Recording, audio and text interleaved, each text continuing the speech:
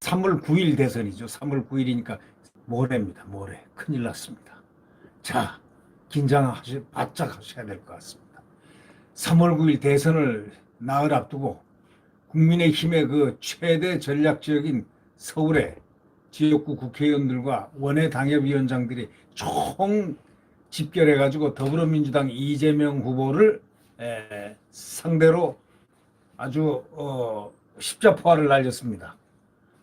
근데 이번 대선에서 이재명과 윤석열의 대선이 되는데, 결국 이번 대선은 서울의 유권자 수가 835만, 전국 17개 광역단체 중에 경기도 1143만 명에 이어가지고 두 번째로 많습니다. 이 사전투표는 서울이 37.2%, 경기도가 33.7%에 비해서 3.5%가 높습니다. 현 정권의 부동산 정책 등 파탄 등으로 인해서 분노한 표심이 지난해 서울시장 보궐선거로 표출된 이래 아직 결집되어 있다는 점에서 국민의힘 입장에서는 표차를 최대한 벌려야 된다. 최대한 표차를 벌리자. 이러한 생각을 가지고 전략지역으로 분류를 하고 있습니다. 그저 서울 광진구 어린이대공원 후문광장에서 열린 그 집중 유세가 있었는데요. 거기서는 그런 점에서 총력 승부처였다고 우리는 간주할 수 있겠습니다. 사선 중진의 그 박진 의원이, 또 배현진 최고위원이, 또 김웅 최고위원이, 또 유경준 의원 등이 나왔습니다. 서울의 강남 쪽에 있는, 강북이 아닌 강남 쪽에 있는 분들이 다 나왔습니다. 원외에서는 나경원 전 원내대표를 비롯해서 강승규, 김근식, 김병민 뭐 등등 뭐 다 나왔습니다. 이 총괄 손대본부장이라는 중책을 맡아가지고 좀처럼 유세 현장에 보이지 않았던 권영세 의원도 오랜만에 연단에 마이크 잡아줬습니다. 이 자리에서 서울지역 의원 당협위원장 등은 더불어민주당이 이재명 후보를 향해서 일정하게 사격을 가했습니다. 어린이 대공원 후문광장에 모인 5천여 명, 그저께 많이 모였습니다. 이 5천여 명의 당원과 지지자들도 법카 초밥 누가 먹었나?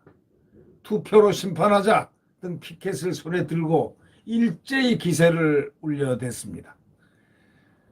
차례로 연단에 오른 국민의힘 서울지역 의원들은 주로 이재명 후보가 연루됐다는 의혹이 있는 그 대장동 문제를 거론했습니다. 대장동 개발 비리 게이트다 하면서 일제히 저격을 했습니다. 이 와중에 대한민국 건국 이래 최대 규모인 5조 원대 사기 사범이 누굽니까? 조이팔 아닙니까? 이 조이팔 씨 등의 이름도 거명이 됐습니다. 그러면서 박진 의원은 이날 연설에서 이렇게 얘기했습니다. 대통령은 능력이 있어야 한다. 나라를 이끌고 갈 식견 위기관리 능력이 있어야 된다. 여러분이 보기에 여당의 대선 후보가 이런 능력이 있느냐 하고 일단 포문을 열었습니다. 그러면서 이런 얘기를 했습니다. 대장동 설계하는 능력은 있는 것 같은데 이 말 바꾸기 능력도 또 뛰어난 것 같은데 이런 사람이 대통령 되셔야 되겠냐 하고 아주 세게 공격을 했습니다. 결국 이제 김웅 의원이 그 뒤에 마이크를 잡았는데, 내가 요즘 들은 말 중에서 가장 황당한 말이 뭔지 아느냐 하고 이제 청중들에게 문제를 내놓고, 이재명 후보가 유능하다는 말인데 그자가 유능하다는 것은 오직 대장동 설계에서 돈 빼먹는 것밖에 없다 하고 단언을 했습니다. 그자가 유능한 것, 그자란 건 이재명을 가리킵니다. 그자가 유능한 것은 오직 대장동 설계에서 돈 빼먹는 것밖에 없다. 이렇게 단언을 했습니다. 김웅 의원입니다. 아울러 그게 유능한 것이면 조이팔을 차라리 대통령으로 만들어야 한다. 돈 퍼주는 게 유능한 것이라면 허경영 찍어야 하지 않겠느냐 하고 꼬집었습니다.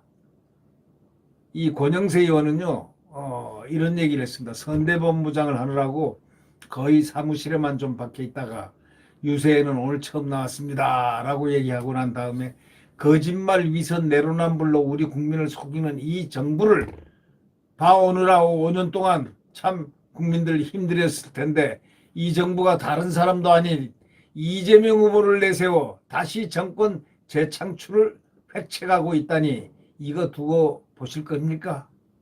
이거 두고 봐서는 안 됩니다. 이런 식으로 얘기를 했습니다.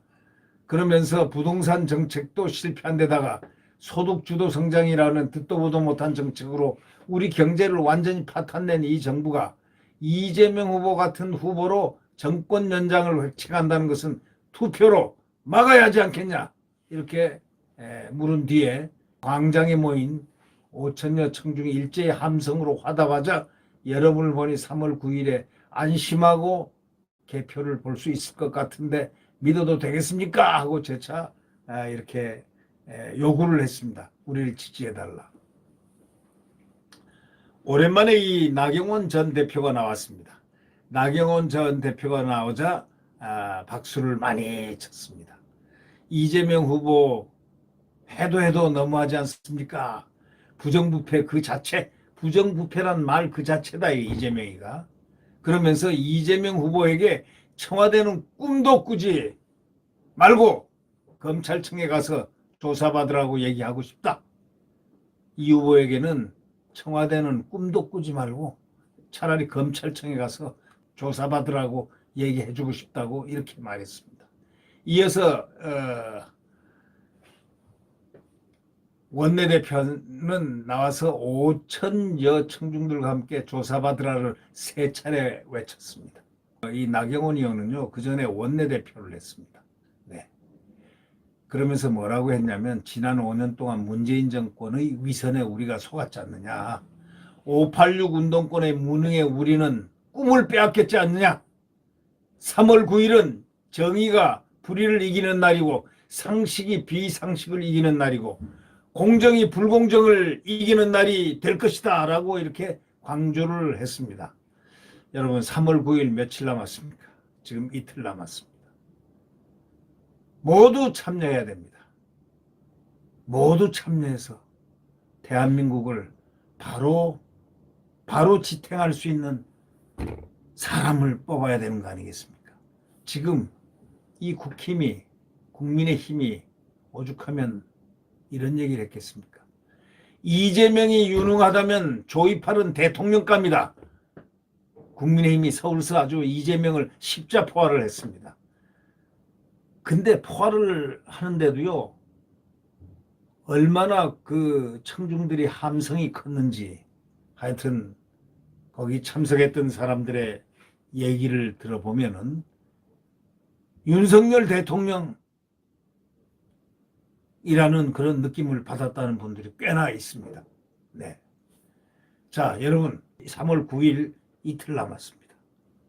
모레입니다. 이 심판의 날, 국민의 참정권을 최대한 단 한 사람도 빠짐없이 한쪽으로 모으는 그러한 지혜가 있기를 바랍니다. 네. 구독 버튼과 엄지를 눌러주시면 감사하겠습니다.